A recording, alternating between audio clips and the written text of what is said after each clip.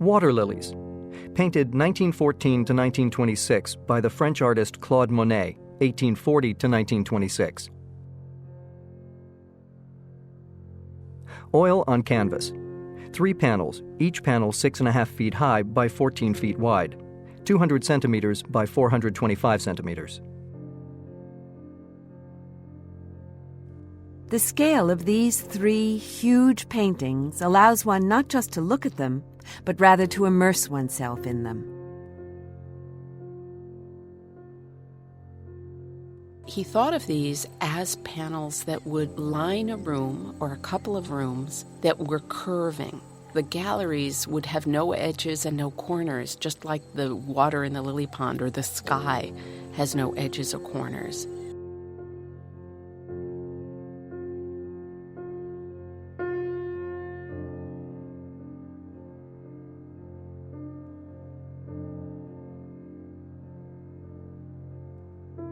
Water Lilies was painted late in Monet's career, at a time when his work had become increasingly abstract. This may have been a result of his failing eyesight. He had a cataract operation just a couple of years after these paintings were completed.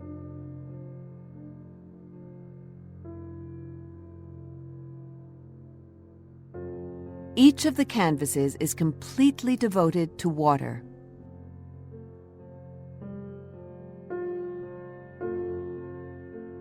The edge of the pond is never shown.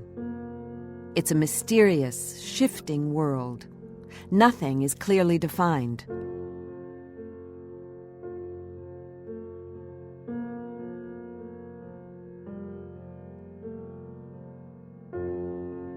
The paintings are made up of blurry, merging brushstrokes, forming an abstract mist of color.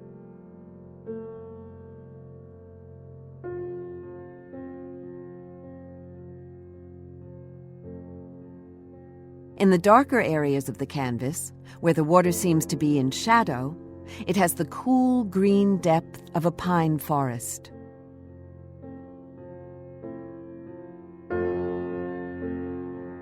Lighter areas reflect back the sky in the gleaming blues and greens of a peacock's tail.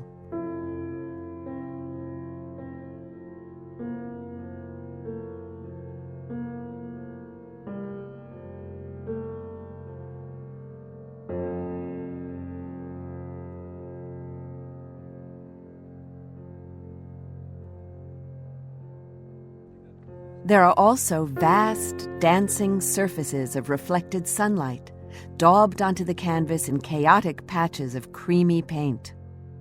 Clusters of green, floating lily pads fill large portions of the pond. Flecks of pink, lilac, and yellow on the pads convey the water lilies themselves.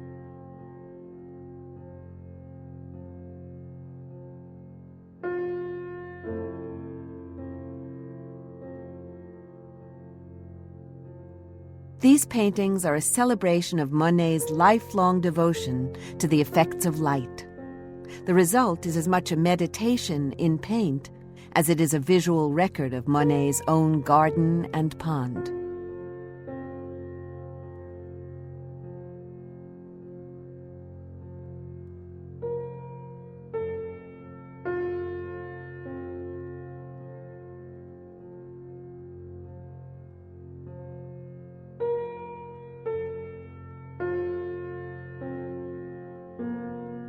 This triptych of 3 mural-sized panels was part of a series of water lilies paintings that Monet made in the last decade of his life. He decided that he was going to embark on a project of what he called grandes décorations, large decorations.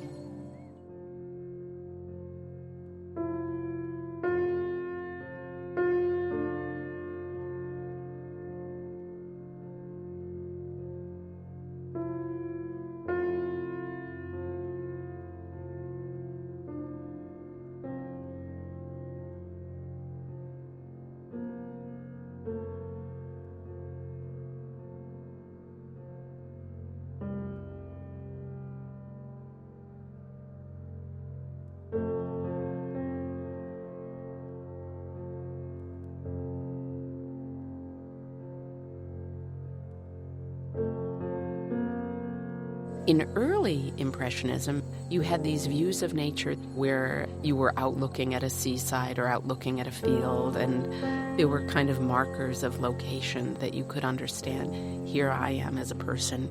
Here's the view that the painter is portraying for me.